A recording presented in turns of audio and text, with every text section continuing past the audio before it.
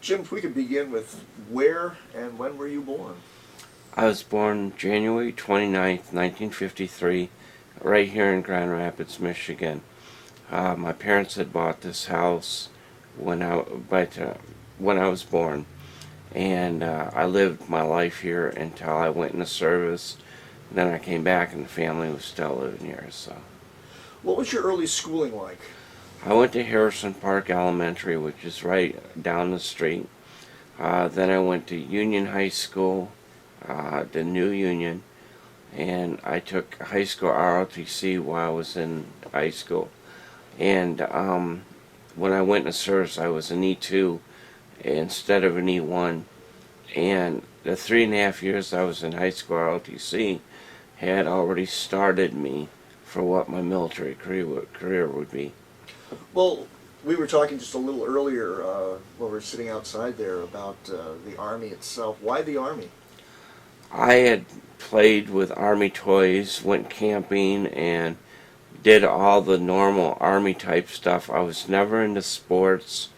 I did play softball in the Army and things, but it was always known that I would go in the service, and the Army was particularly the one I wanted to choose. Now, was there any history of your family in terms of military? Not really. My dad was not in the war. I did have a couple uncles that were in the war, but no, there wasn't that much of a history.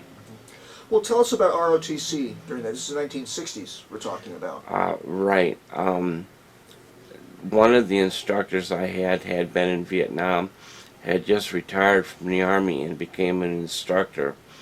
And when we used to go to places like Richmond Park up here and run maneuvers in the woods behind the park, I always enjoyed doing that. I was on the Special Forces team, which meant we went out extra times into the woods. I always scored good on the rifle marksmanship at Union. Now they have air guns, and back then we had actually 22 rifles. We had M14 rifles. Right now they have wooden toys for weapons and things like that. I did do at least one funeral in high school ROTC, and I always enjoyed being in the military.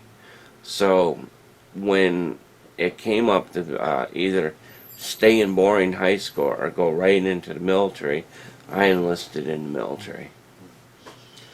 Now, let's take that moment then. You're graduated from high school. I actually got out early. I got out in January of '71. Everyone else in my class would graduate in June. I had all the points I needed the year before. I just needed the government class. I took that in 12th grade, and with problems and with girlfriends and friends and not having a good job and everything, I went into the military in January. So by the time everyone else was graduating, I was already through AIT at Fort Polk. Let's take a look at the time period. This is 1971. What did you know about Vietnam? Just what I had seen in movies and on TV. I knew I always wanted to go to a war zone. It shocked me when I got there, but things were pretty much what I had been told and what I had realized it would be. A few things were different, but all in all, I knew I was going to end up there, and I did, and I worked at the best I could being there. Well, we'll talk about that later, of course. The controversy about the Vietnam War was already ongoing in the United States. Did that affect you in any way? Not really, because I knew that our government, well, I knew something about our government wanted to help that country, and I always wanted to do what our government, because I thought our government was the greatest. The controversy, there was other people in my high school class that went into military afterwards, but they all went in specifically to avoid Vietnam. I went there knowing that, how do I put it, that it was a job that had to be done, and I went with the knowledge that I could try to do my job. What is the There's a truck outside. Okay. Hear it? Yeah. Okay. What is the actual process of enlisting in the Army at that time? Well, I went to our local recruiter at the time, was in the old Federal Building downtown, enlisted. They sent me to Fort Wayne, Detroit, which is an enlistment center. I came back here to get some papers signed, and I went back there and I processed at Fort Wayne, Detroit. Took my oath and pretty much did all the in-processing paperwork there for the military. I was sent in charge of 3 busloads because I had become an E2 as being in high school ROTC. I became an E2, so I had 1 stripe to my name, in charge of 1 busload of enlisted people and 2 busloads of drafty people that really didn't want to go anyway. So, but I was responsible making sure all the records got to Fort Knox. We had a little bit of fun. We made 1 stop, and one guy didn't want to get back on the bus, but was pretty much talked into getting back on the bus. And we made it to Fort Knox early in the morning on my 18th birthday. You said 1 busload of enlisted and 2 busloads of draftees. Yes. What, from your observation, I realize you're very young at that time. What was the differences? I mean, there was guys that, like you, who joined, and then there's ones that were there reluctantly. What was your impression? I didn't have an impression at the time, but later on, as I got to know the people, we went into a series of events that some of the draftees, one of our draftees had actually been in the service before and had been drafted. He got out about 3 weeks after we got to Fort Knox, when the paperwork was all straightened out. The other draftees seemed to adapt to what we were doing, but they were looking to try to get out of going to Vietnam. They volunteered for extra schools, they volunteered for other countries. I did notice that the draftees were were reluctant to do all the classes that the enlisted people did. As you know, I'm curious because I would have been one of those guys. Right. Right. What was the Fort Knox experience like? Let's talk. Let's think visually. Okay, what are we seeing when you first got off the bus? What are you seeing? When we got off the bus, we were in the old wooden World War II barracks, and we thought that's what everything was like in the military. The old red coffee cans as butt receivers for cigarette butts, nighttime fire watch guards because the barracks weren't safe. It was very cold. The heaters in the old buildings didn't work the best. And at first, nobody could get used to the food. Well, once we did that and we started our training, got actually into a training cycle, we were too busy to even know what was the problems around. But we did finally settle into a routine, and with the 2 sergeants we had to do, drill sergeants, our platoon had, we pretty much had sessions at night where people could talk about their problems and we would help each other. This is basic training we're talking This about. is basic training. All right, let's start out with reveille and walk us through a day. It depended on what was going on in the day. I know we would get up as early as 4 o'clock some mornings to go out to the ranges later on, but our day usually started about 5:30. We'd do PT at 6, come back from PT and clean up, go to chow, and then we would start classes, going to the jungle walk or to the obstacle course. I was injured on my 4th week, and that was, I was left in bed. I got up and wondered where everyone was. And I went out, and they were all at the gas chamber, and I was told because I had open sores, I couldn't go to the gas chamber. So I lucked out and didn't have to go through the gas chamber there. But we had pretty much standard days. We would work for 3 hours in the morning, take a break, work for another hour. We'd go into our mess hall and eat. We had individual mess halls for each company. We had 5 platoons, so they'd alternate food times. We would, in the afternoon, we would continue on with classes or details, whatever we were assigned.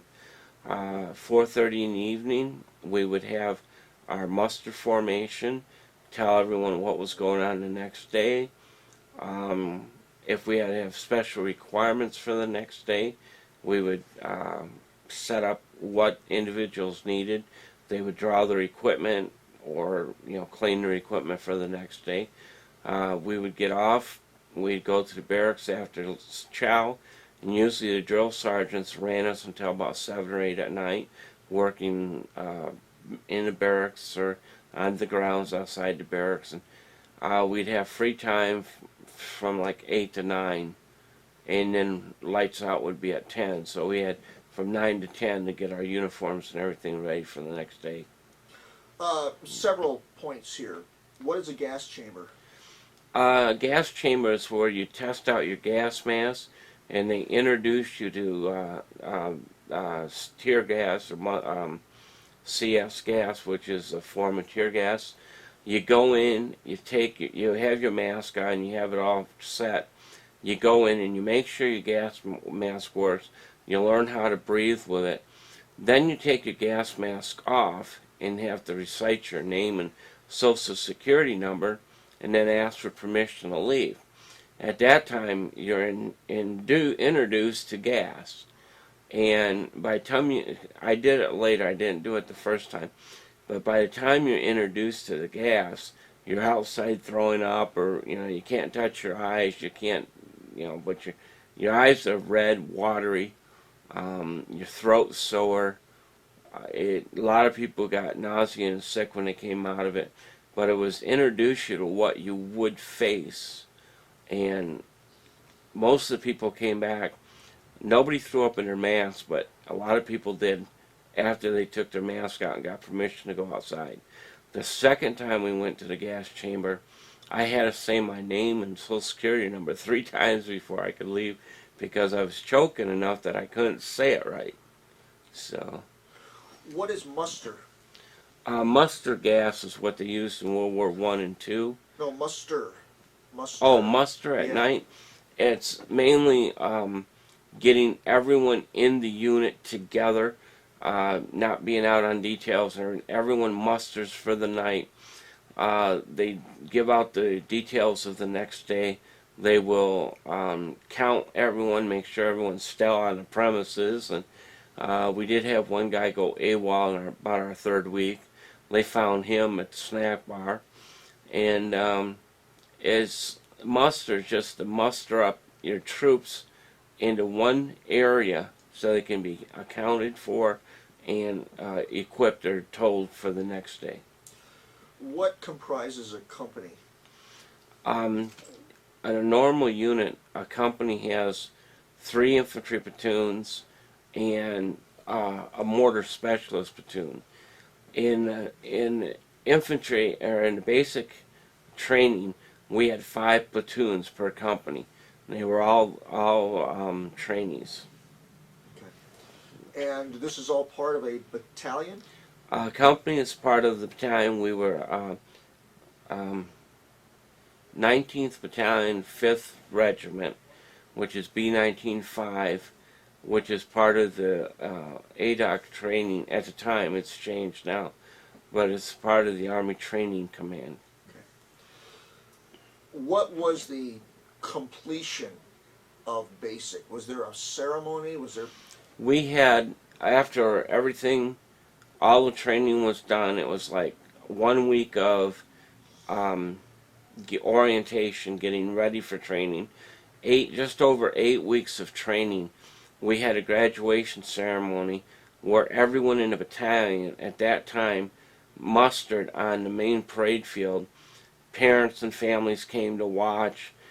Special awards were given out to the people for excelling in different things. I earned my marksman medal. I earned, because I was an acting platoon sergeant, a training platoon sergeant, I received a letter of recommendation from my next unit. We went through the ceremony. They have the Jeep drive with the commander in front, go through and observe all the people in the unit. Once that was done, we broke down, and because I was going on leave, my papers were already drawn up. Most of the people would return to the barracks and change into their civilian clothes or their other uniforms and wait for the orders to come through. My orders had already been cut, so I went. My parents were there to pick me up, and my little brother and my older brother, and we actually came home to Michigan for 2 weeks. What was the reaction of your family? They really enjoyed me getting out of basic, making it through basic. As at one time I was, when I was hurt, my head was hurt, they thought I would have to go through another cycle, but I was able to, with just a day recovery, continue on and finish basic at the time I was supposed to. And to make it through basic in the condition I was at the time was really good. And knowing that they were pressing people to get through, I did get a couple awards, so I knew I wasn't just shuffled through like a lot of people would do just the minimum they could do, but because they wanted bodies in Vietnam, they kept going and passed the people anyway. How did you get your head hurt? We had a cook, a permanent party cook in our unit that was moving from one barracks to another. Two guys were at the top of the stairs pulling his wall locker up, and I was at the bottom of the stairs holding the bottom of the wall locker up. The wall locker came down and went like 1, 2, 3 times on my head and ear. I had 8 stitches in my ear and like 10 in the back of my head from the edge cutting down. No one knew what to do. Everyone panicked. All this blood's coming out of my head, and all these people are screaming in the barracks, "What do we do? What do we do?" Drill sergeant walked in. The first thing he did is he tripped me, grabbed a pillow and shoved it under my head as I went to the floor, and sent a runner to call up the base hospital. So I was in the base hospital for a half hour getting stitches, and I was using every cuss word in the book because no matter what they did, it hurt when they pulled the strength. I mean, I could physically feel it. And the nurse says, "Don't worry about it. I've heard it before," because the drill sergeant was trying to make me be quiet and everything, and there was no way I was going to be quiet. But that night, when we got back to the barracks, it was all bandaged up. Like the next morning, I woke up and it was like, "Whoa, 9 o'clock. Where's everybody?" And they told me I had been left to sleep on purpose, and the fire guard was in the building. One person stays back from training each day and guards the building, one of the trainees. He said, "They're all gone. I was told not to wake you."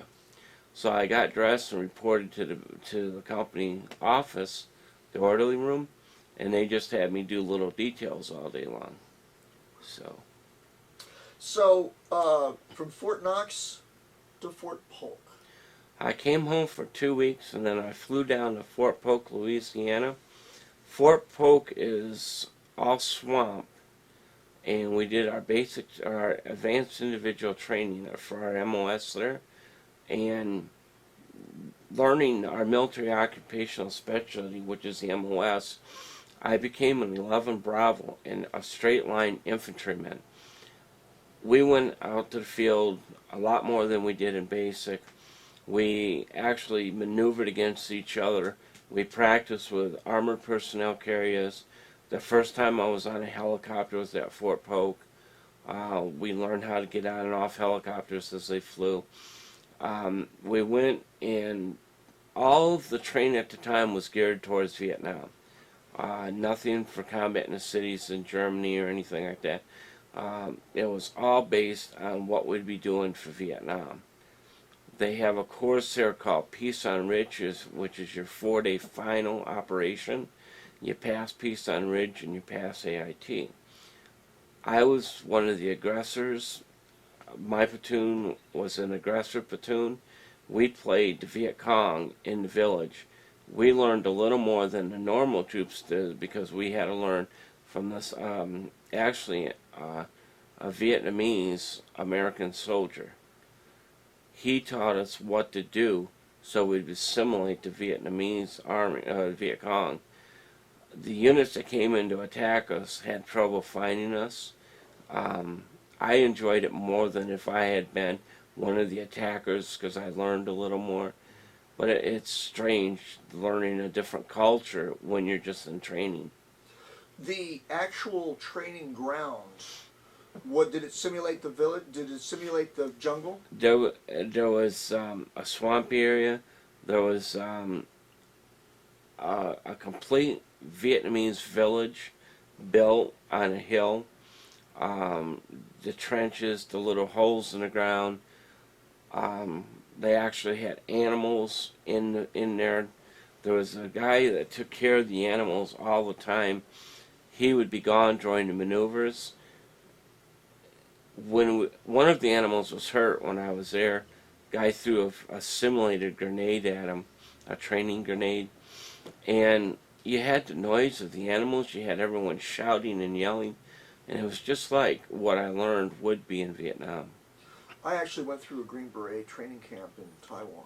Okay. They had this similar what you're talking about. Right. The tripwires that would shoot a bamboo. We Did didn't you see any have of that the stuff? We didn't have booby tracks like that. We did have the tripwires with the simulators, the explosive simulators, or the flashbang, but actually having dangerous simulators, no, we didn't. Okay. We did have the noise and the flashes, but What about the punji sticks, the holes in the ground with the... they were well marked. They Okay. were there so that people could find them, but they were well marked so nobody actually got hurt on them. And we didn't do to them what they did. So, From Fort Polk, was there also a graduation ceremony? yes, another mustering out. A lot of people had orders to go straight to Vietnam. I had a friend that went to Germany. Another one went to Italy well, they all went on leave, but they were all set. I would say about 70% of our class ended up going to Vietnam from that unit. What were your orders? My orders were to go to Fort Benning, Georgia for airborne training with, Why? because I had volunteered for Oh. airborne to be a paratrooper. Okay.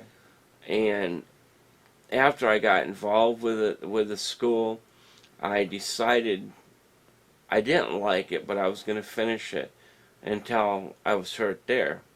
And they said I could either wait 6 more weeks and redo all the training I'd done, or I could get my orders to go to Vietnam.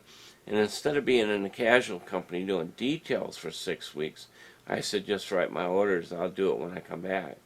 I never did go back to airborne training, but I did the air assault training later on. Well, how did you get hurt? I walked out. They let us. It's unusual because they usually don't let you off post during your first 2 weeks of airborne training. But a new commander was there. He let everyone go the first 2 days of the ground week. I had done everything in ground week: the small towers, the jumping off the brick walls, and all the running, the training, everything. And I came out of a restaurant and I was hit with something in the head. Nobody saw it, and they didn't see the 2 guys behind me get hit either. But we woke up. I was never unconscious, but I was really dizzy. And I came back and they said, well, you've been hurt, you got a slight concussion, and you can't finish your training. At that time, in '71, Columbus, Georgia had a bunch of small riots, along with Atlanta.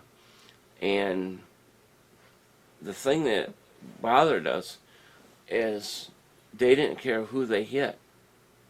I mean, it was just, come out, we're going to get you. Military uniforms were especially hit hard. So a lot of the students and the civilians didn't like the military guys, and I think they think that's what more happened than an actual race ride or anything. So So once you left Fort Benning, where Fort did you go? Benning, I came home for 3.5 weeks, just over 3.5 weeks, because it was a 4 week leave. I took 3.5 weeks, and then I went to Fort Lewis, Washington, and there I was indoctrinated into the Vietnam War. I received all my Vietnam uniforms and more shots than I ever had in my life, and which is something. And we got ready to go to Vietnam from Fort Lewis. I was in Fort Lewis, I think, 3 days, and it was all indoctrination. What to expect, what to do, what to see. Our new uniforms, the new Vietnamese, or new Army Vietnam uniforms were issued. We actually packed up and sent home our other uniforms. We went from Fort Lewis, Washington, we flew to Hawaii, um, Guam, no, not Guam, Okinawa. Okinawa. Okay. From Fort Lewis to Hawaii to Okinawa to Vietnam, and that's how I ended up in Vietnam. Let's cover the indoctrination. What were they telling you? A lot about trying to tell us about what the people there, how sick they were, not to do certain things, not the normal thing they tell you not to do, and about the water and the food, the beverages, and to mostly stay with the American stuff. A lot of guys were getting sick. It was later in the war.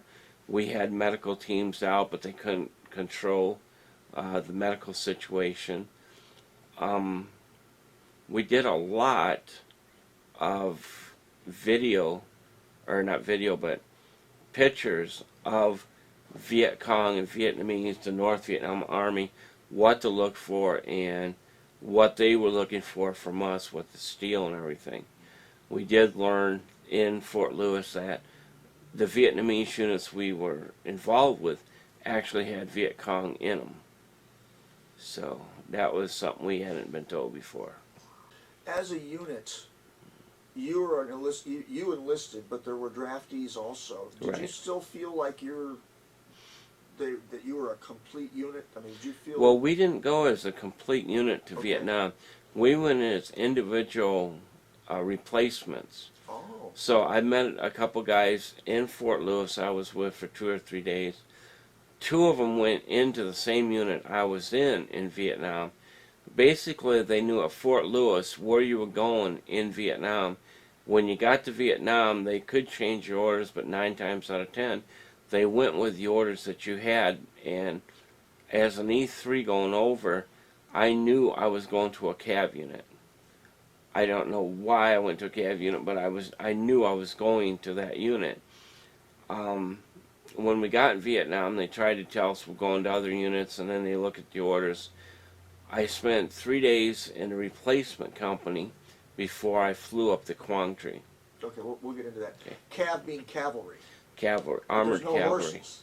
No, you had two types of cavalry in Vietnam: the air cav and the mechanized infantry, the tanks and armored vehicles. Okay. How did you physically get to Vietnam? You flew. We flew on a commercial aircraft which was filled with military from Fort Lewis, Washington to Hawaii. We had 4 hours in Hawaii. We couldn't. They wouldn't even let us away from the plane. We could get off, but that was it. Then to Okinawa. We were on Okinawa just long enough to refuel the plane, and then we went straight to Vietnam from Okinawa. Okay. Now, Jim, I grew up in Asia, so I Okay. know. You get off the airplane. What are we experiencing? The smells, the heat. The smell. The heat didn't bother me because I had been at Fort Polk, but the smell of Vietnam is unique to anywhere in the world. I mean, you don't know if you're in a garbage can or in a toilet. You do know that the smells are coming not just from our people, but from off post. When I later on I understood about the smell on us, but it was like even the people that came, the Vietnamese that came to work on post, had a smell about them. They don't know how to put it, but trying to figure. They did have soap and everything like that that was given to them. They would trade and barter for it, but the animal smell of the animals living in the house would be right on them. The smell of their food would be on them. When I first got in country, we ate at a mess hall, Air Force mess hall. They had all Vietnamese servers and cleaning people and that. And it was like you didn't know what you were eating because you couldn't tell the smell. The other thing that did get me the first day is just like on the movie. When we got off, there were caskets with the flags over being loaded into a military aircraft. And that got to me and made me realize where I was going. They weren't not the body bags like the movie, but these were actually the metal caskets. And there was like a dozen of them being loaded on a plane. And at that time, we all stopped and said, what are we doing? So once you got off the airplane, where'd you go? we flew in at Cameron Bay. We got on trucks and went over to the Repo Center. What is it? Repo Depot, the Right. replacement center. We stayed there waiting for official orders to move to our other units. We would pull details and night watch and guard and things like that while we were there. We did take 3 days. The 3 days we were there was also combined with in-country training, stuff that they taught us that hadn't been taught in the States because they were right there. They knew more about what was going on, and they would give you tips and hints and show you how things could be done. Let me ask you a really stupid question. Did you have any inkling of how much danger you were about to go into? I think I did, yes. But to an extent. When I first heard mortars the first night and heard the gunfire and everything, I said, well, this isn't play. And it wasn't. And there were not in the Repo Depot, but in other units there was actually people wounded. I realized that I could be one of them. The thing that turns me around is watching the military ambulances bringing people into the aid station, and you know you're there, and you know it's going to happen. You're all of 20 years old, right? I was only 18 at the 18. time, 18 and a half. And some of the people were older than me. A lot of them were older than me in the unit. The people that were there saying, wait until you get to your units, you have less danger, you have your own weapons, because we didn't even have weapons the first 3 days. We pulled guard duty on existing buildings and stuff. We didn't have weapons or anything. We couldn't have done anything if somebody had attacked.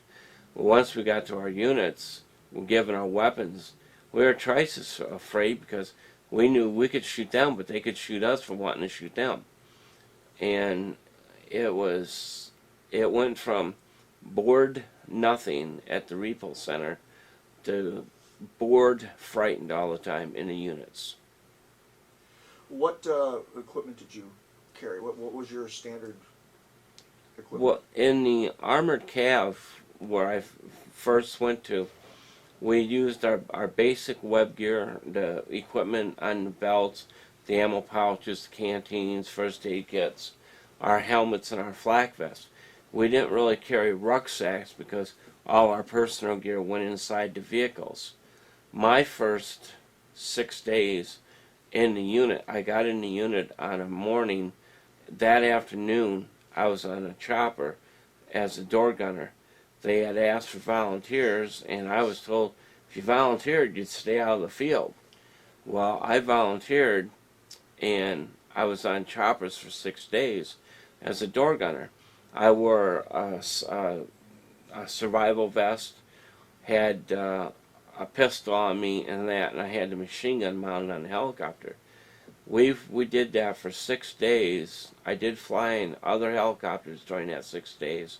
One that had twin M60 machine guns on it, one that had my M60, just a single one. That's when I flew the most on. Our gear there was different from in the field. We didn't wear flak vests. We wore an aviation type vest, and it was hot, muggy. You'd be glad when you get up in the helicopter because there'd be a breeze. I did get sick my first time up in a helicopter, and so we got a new person on board, so they did extra maneuvering and stuff like that. But not enough that I wanted to quit being that. What made me quit being a door gunner after the 6 days is on our 6 days we were taking parts to one of our armored cav platoons, and we got hit by machine gun fire and crashed from about 200-300 feet. And it was a controlled crash, so everyone survived. But it was at that time I said, no, I'm getting off helicopters, put me in the ground section. So how did you accomplish that? I mean, how do you do that? Well, when I first went into unit, I would have been assigned to a cav platoon, one of the armored cav platoons, but they had asked for volunteers because the door gunner had been on R&R, and I said, I'll take it for a few days. When I did that, all the other guys with me went and drew all their ground equipment, their combat equipment. They went to the different track sections. Myself, I went and met the helicopter crew. They got me fitted with what I needed. When I came back off, when the helicopter crashed and they said it'd be a few days before it was replaced, they asked me if I wanted to wait. I said, no, I'll stay on the ground. Thank you, put me in a ground platoon. Since I was already assigned to the cav troop, I was just switched in positions. So what was your first experience with the ground group? Driving out, my first few days, I was just a grenadier on the back of the vehicle. We would drive around out, this was up in Quangtree, which is a lot of flat ground. We'd drive around and go into villages, inspect villages. We had one village that shot up on a third or fourth day, and we shot at us, and so we had a lot of firefights that day. And with a grenadier in the back of the thing, I just sat between two machine gunners, one on each side, and I would use the 203, the more modern grenade launcher. And when we got into the village, so many of us would get off the vehicle and go check the houses, and they call them hooches. Go through and check the houses and the hooches for people or weapons and everything. Then we went and found, they started firing at us from another side, so we'd get back on the vehicles would move up, and we'd get back off the vehicles and go on in. What was your first reaction to the first firefight? To my first firefight, I was so scared I don't know how I reacted. It came out, they said I did real good. I took out a couple of targets with my grenades. It was so fast that I was scared at one moment, and a little while later it was over and we were talking about it, and I didn't realize that because of the training I went through the procedures, but then I got to looking at myself, and everything was wet. I was soaked through. My flak jacket was wet and stuck to me. I don't know how scared I actually was, but I knew from that reactions and what I was like that I was scared. So, In terms of, it's hard for me to ask this, but in terms of the guys that you were with, the firefight happens, there's this moment of being scared, the firefight's over with. And you say you're talking about it with other guys. What were you talking about? What was the conversation? A lot about the reactions they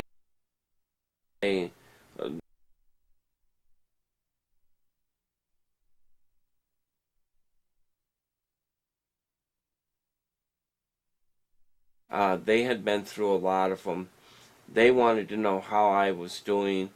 We checked our equipment, and I was checking my equipment without even knowing it, my weapon and things like that.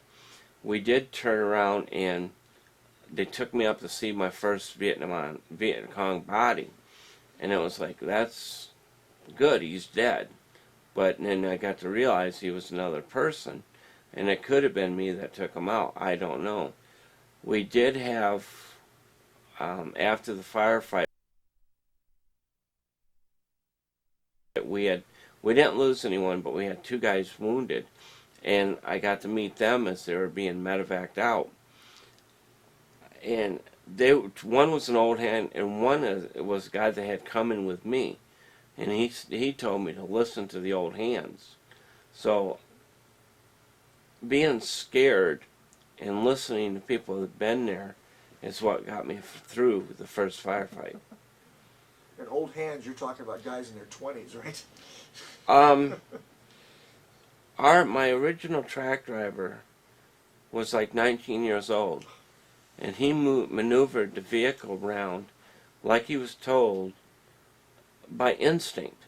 He would, the commander would say, move right into his helmet, and he would automatically turn to the right or left, whatever he was told. And I learned when I started driving, it was secondhand to do that. But once we got on the ground, I don't think there was anyone over 22 or 23 in my group. So from the first firefight, what was happening next in your life? What was?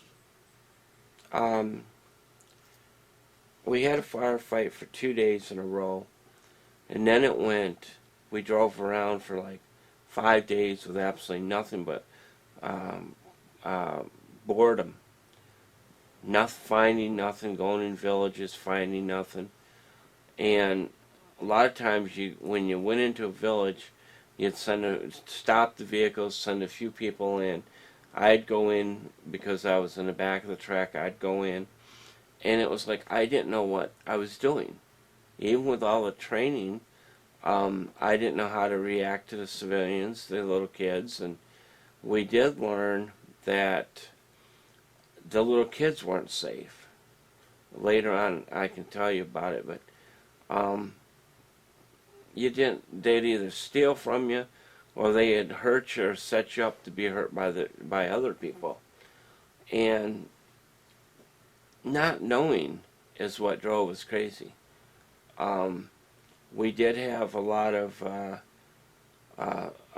familiar items going on.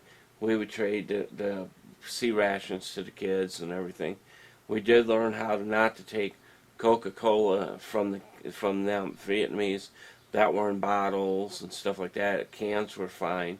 No matter where you went, you were on a spur of the moment mission. They'd be out there with the Cokes ready to sell you. They knew where you were going before you did. And knowing that, like, we went on a mission to rescue some Australians I was driving at that time, so I had to be about the 3rd or 4th week. The Vietnamese were there, the civilian Vietnamese were already out there while we went and rescued the Australians. And you can't figure it out. And it worked for us because they actually led us to the Australian unit.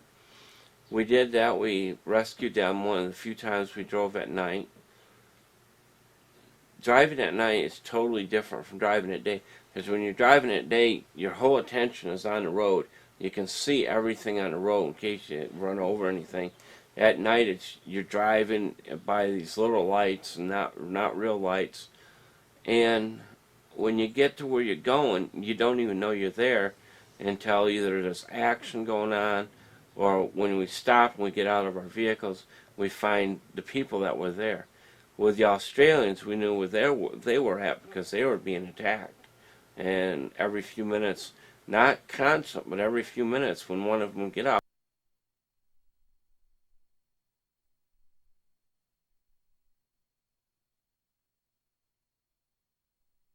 and get them out with our vehicles. We did have 3 guys hurt, not from gunfire, but from falling off the tracks in the dark, because you wouldn't see the branches, and you're driving in grass that's 3 or 4 feet deep. You never see the ditches in the grass or the bomb craters, so a lot of times you drive into them. You have cables on the front vehicle so they can just be hooked up and pull you back out of a ditch. The thing that got me was when I was the driver, I ran over a Viet Cong with my track. He was ready to shoot a rocket at us, and I ran him over. My TC, or track commander, was telling me to turn one way. He didn't see him, and I saw him, so I turned the other way, ran him over, and then turned back because he wanted to. He doesn't have time to reach down and turn his machine gun. He just tells you to drive right or left wherever he needs to aim. And he was shocked that there was somebody out there he missed. And normally we'd go into a village and the little kids and the Vietnamese would come and clean our vehicles off. Somehow they knew I'd run over somebody and they wouldn't clean our vehicle off. And you wonder how their intelligence system among the villagers was so much better than ours. What other experiences stick out in your mind? We've gone now only a couple weeks into your experience in Vietnam. What other experiences do you recall? Of mine? Yeah. A lot of it was good experiences. We would go through villages and give out candy, and we'd throw them sea rations from the top of our track. One thing that dawned on me is how the bigger Vietnamese treated their kids and the littler Vietnamese. We went into a village, and we must have gone through this village 3 times. We'd always throw sea rations out. Well, this bigger Vietnamese guy would get up and knock the little kids away and steal the food from them and walk off. One of the guys in the track behind us solved that one time. He took a loaded sea ration can and hit the guy in the head. From then on, he would just take what they gave him. But it's the Vietnamese people themselves didn't have much, and they got from us what they could. They would steal from us. We'd set up and they'd come into the area. 4 weeks after I'd been there, I started driving. 3 weeks I started driving. 4 weeks later, they got in the back of our vehicle while we were stopped and took half our pop and half our. We had what they call mermite, which is cooler full of pop. They took that and they took half our sea rations. And it's not because they're just thieves; it's they needed it. So. What was your reaction? You walk into a village, you don't know whether somebody's going to walk up with a grenade or they're going to walk up with a smile on their face. I mean, I'm trying to grasp how you reacted to walking into a village, knowing that you're fully in danger.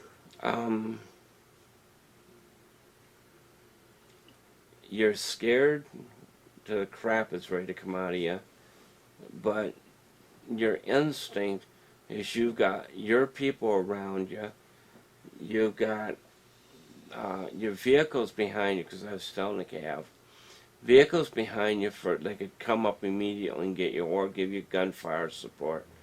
There was many times that you'd walk into a village and they'd all come out and gather and everything. The ones that you didn't is when you didn't see anyone around. That scared you the most. We went into a village after I'd started driving. I got out. They were working, the mechanics were working on 2 of our vehicles, so they were in the back. So I said I'd go into patrol. So I got out with my 45 on and took the guy's M16 and walked into patrol. And one of the guys with me found a hole in the ground. we didn't know where it went to. So I was, at the time, they were losing a lot of the older guys, and they asked me if I would go in behind somebody. And at first, it's like I was a lot smaller than I am now, and I said, "In a hole? Where's it go?" Well, that's what we got to go find out. So they tied a rope to this guy's foot and let him go in first. Tied a rope to my foot. We went in with flashlights and 45s, and it turned out this one just went about 50 feet, turned and came up in another hooch or another house. And but the whole time is because I was told they put snakes in the holes. They tie the snakes by their tails and put them in the holes. And they put tripwires and they put punji stakes in the holes, so you don't know. This one turned out to be just an escape hole from one building to another, and it was like I came up. He was in front of me, so it wasn't so bad. But when he said, "We're going out, we don't know where we're at," our own people could have shot us when he flipped up the it was all bamboo and grass mat that was over it. And he yelled coming out and flipped the mat up. We're looking at two of our own people with rifles. "Hey, we found out, oh, there's somebody in it." And it was like, how do you deal with, you're down there like this, shaking, and you get through it. We did find 2 rifles in the tunnel and some rice. So it had been used and they were clean, so it wasn't very old. But you don't know if they're still there or not, or if it's the guy tending the pigs out there or whatever, that whose rifle it was, and he was caught unprepared. You do not know who's who.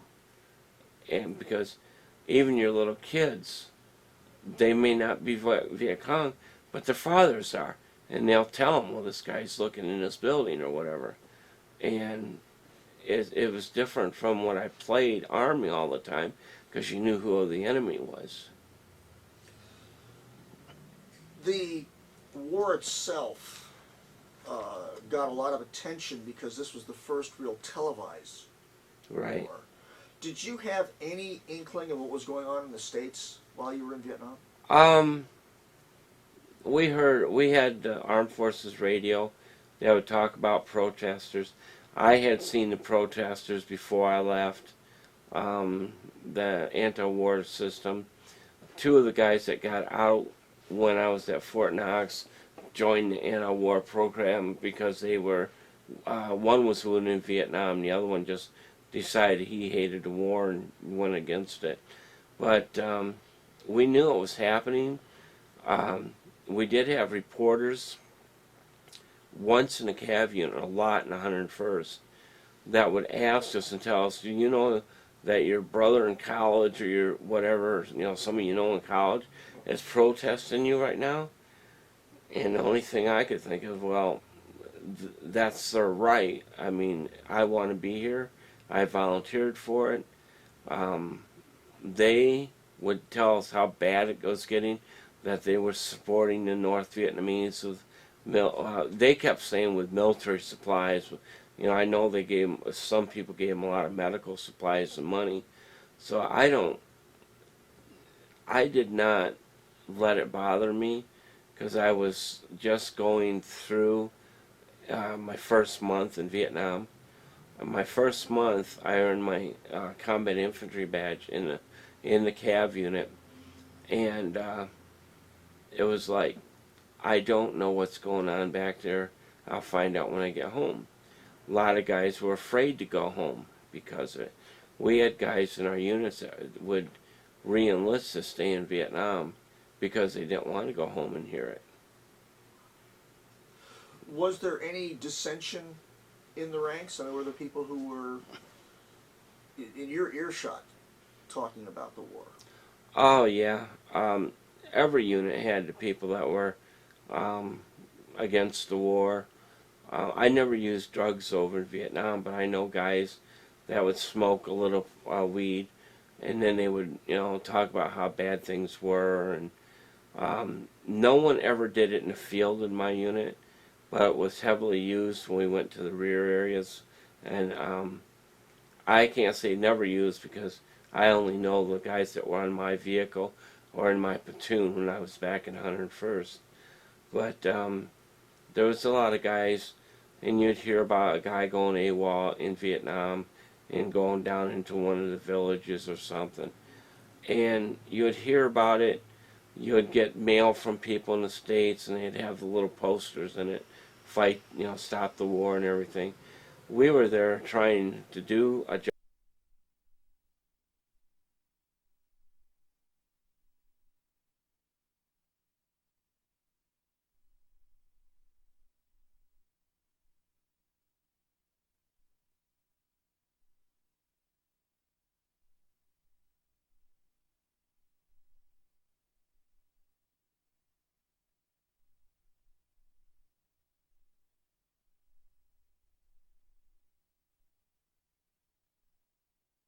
City. Camp Eagle was a big 101st base outside of it. Went into the 101st, and I became a machine gunner in the 1st Battalion I was in for a while. I was in that unit for just over a month. They stood down and came back to the States. Or actually, their colors came back to the States, but the people were either released, sent home on early discharges, or were sent to other units. When that unit stood down, I went to a 3rd unit in Vietnam in the 101st, and that unit I became an RTO, radio telephone operator, carried a radio on my backpack for my platoon leader. That was a lot harder to do because I always knew what was going on with other units and other people, and not knowing they were being hit. Oh, we're going to get hit too, and you can't spread the rumors. But when they hear you talking on the radio so much, everyone knows something's going on. We did I did do 2 tunnels when I was in the 2nd unit, the 327th Infantry in the 101st. I went in 2 tunnels there, and I was really scared on one of them, so I went in first. Lucked out, there was nobody in the tunnel, but we captured enough stuff that they actually brought the engineers in because there was so many more tunnels we found out of the 2 tunnels we went in that they brought engineers in with big digging equipment and dug down. It was like bigger than this house, underground, full of weapons, ammunition, rice. There was tunnels going off in different directions. So they brought the real tunnel people in from the engineers. But they gave us a chance to find some souvenirs and stuff in there. And I sent some home and some returned. We did, not in the 1st tunnel, but the 2nd tunnel, there was people in. The guy that was with me and I were in a small underground firefight. We don't know if we ever hit anybody, because once we started shooting, we went back the way we came, they went the way they came, and then they called in engineers to go in there. But it's scary because you got this little round hole, you got your flashlight in your 45, and the guy behind me had always had his hand on my leg, and it kept pulling me, and all of a sudden he started pulling me backwards, and I'm shooting, and I didn't know what to do. So we ended up, going back the way we came in. We did have a few things found in those tunnels, but the biggest tunnel I loved is the one where I found a cache. I came back out and said, "You ought to see what's down here." And I wasn't afraid at that time because I knew there was nobody in the tunnel. But it was like we found weapons and rice and you name it.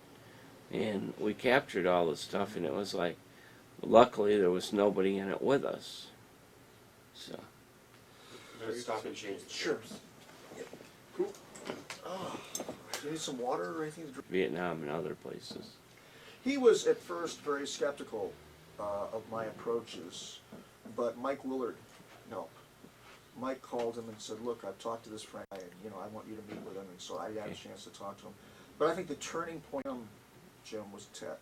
When he saw the quality of the program that we put on, and he saw that the respect that we showed to both the Vietnamese veterans and the American vets, he came up to me afterwards. He shook my hand and he said, "He will support us now in whatever we're going to do." We're rolling here, so. Okay, great. You had just finished talking about the two incidents in the tunnels. What other assignments did you have? What was your, I guess it's hard to say a routine, but what was your job during that period of time? When I was with the CAV unit, ended up becoming the driver of the vehicle. Right. So mine was more maintenance and on the vehicle than getting off and doing the patrols and stuff.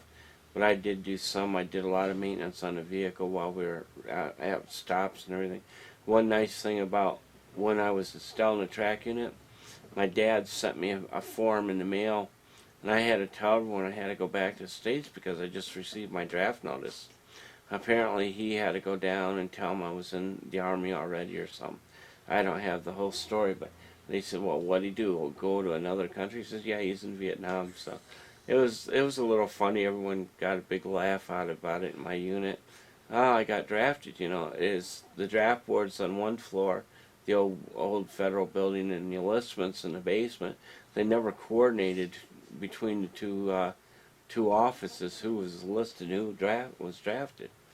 But getting into the 101st, my job, the first platoon unit I was in, I was a machine gunner, which meant I carried a machine gun through all the jungles and the mountains and everything. We went up a lot of hills, and we'd actually have to pull yourself up by small tree trunks. We did have a few minor firefights. The first unit I was in the 101st, we did a lot of patrolling, which ended up with nothing, which was really nice for us. We did have several firefights over the month period, but it was quiet. You were scared that something was going to happen because you never know when it could, but it was scared boredom. And I think I'd rather have the scared boredom going through the fields and jungles, knowing that something's going to happen, but it doesn't. You go into a night defensive position at night, and you say, wow, we didn't hit anything today. We didn't hit any booby traps or anything. That was a good day. At night, we'd have to register our weapons, set them up so they would fire in certain areas, and my job was to take care of the machine gun. We did that. I was in that unit for just about a month, and I was in the rear about 8 days out of the month. We were out in the field all the time, and it was okay. We did do the tunnels. We did do a couple villages that were awful scary, but nobody got hurt in that platoon in that month. So that was an unusual good month for us. But we found out the Viet Cong and the North Vietnamese Army were holding off on big events. And we didn't know why until later, but we weren't making contact as much as we were before. When I left the 327th and went into the 501st Infantry, which is another battalion in the 101st, they found out I was good with radio, so I became a radio telephone operator. Carrying that, I still went into 2 tunnels in that unit. I was in like 6 tunnels in all in Vietnam, but my main job was carrying a radio. And we had times like we went into a hot LZ, and the first person on the ground with a radio has to call in initial LZ, which means people are on the ground. And I missed one. It was not a hot LZ. We just flew in. We got off the helicopter, and I missed calling because there was other radio work going on. Well, the captain and the battalion commander chewed me out for not calling it in. So my lieutenant says, he'll take care of it. He grabbed, the next day when we went on another one, he grabbed the handsack, which is stretched from the radio on my back out to him. Well, he jumped off the helicopter. I jumped off the helicopter. He started running, and we took fire. He yanked my cord, and I went into a big rice paddy, almost drowned. And when the colonel and the captain came up and said, you missed it again, you're not going to do it again, they all had a laugh because it was the lieutenant's fault. But, little things like that would happen in among the firefights and everything. We hunted wild boar while I was in RTO. Half our platoon was in a river at the river washing up. On the way back there was a one-sided firefight, and I'm on one radio trying to talk to them, and another radio trying to talk to the captain. I'm finding out, wait, and back and forth. Found out they had a firefight with 2 wild boars. We had wild boar meat for supper that night. We had a guy from Tennessee knew how to chop it up, cook it on an open fire and everything. And it was like, these are weird things that you do in Vietnam. Then we did spend, with that unit, everyone was standing down. So we spent a lot of time on fire bases, or and main bases on defensive lines, bunker lines.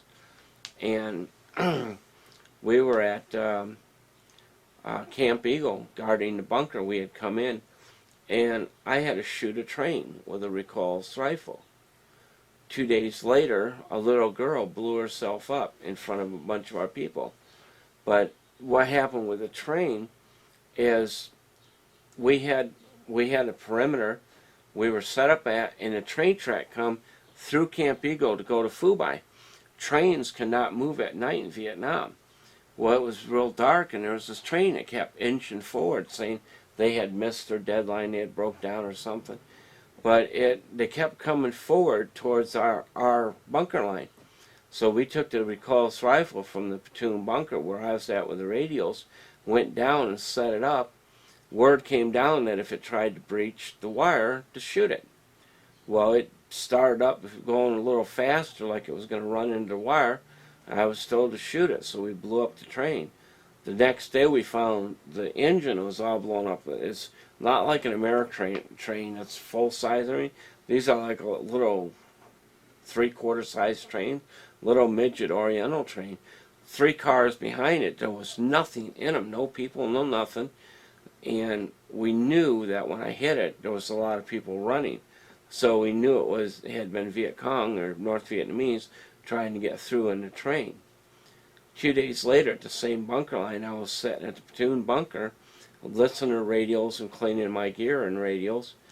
And there was a girl that had come around, 12-year-old Vietnamese girl, that every day she'd bring a basket full of cold Cokes. And she'd sell them for $1 to the GIs. I don't know what they paid for them. But, she was always laughing and happy. This day she came in, and I was an old person by this. I'd been there 4.5 months now. And there was new people that crowded around her that were like a week and a half there and stuff. And we were yelling at them. Everyone, the platoon sergeant came out, he started running on there, get away from her, because she was crying, not usual and everything. And before anyone could do anything, she blew up. Didn't kill anyone, but wounded like 7 GIs. Found out the Army intelligence and the Vietnamese intelligence went to where her house was, because everyone's well known around the villages. Found that her family had been murdered. She had done this to save her family, and they murdered her family anyway for not having her cooperate right away. And it was like, when you see something like that, how do you live? I mean, a girl, usually smiling, happy, all of a sudden she's gone, and here's all these wounded people. I actually vomited for an hour after that. I got on my radios and called in the report. The jeeps with the ambulance litters came down and helped take them away and everything. But it was like, we didn't know what to do. We didn't know how to deal in it. And the medics, would find, parts of her. And what happened is we found out she must have been strapped with explosives. This blew up in front of all these people. And everyone was, how do you deal with it? I didn't for that whole day. And then things got back to normal that night. So in 2 days, I blew up a train, and a girl blew up herself, taking a bunch of, not killing, but taking a bunch of GIs, wounding them. And you look at, this would never happen anywhere else. at that point, we knew we had to go home. And it was another month and a half before we left. But all the bunker lines that we were on, we had villagers come up through.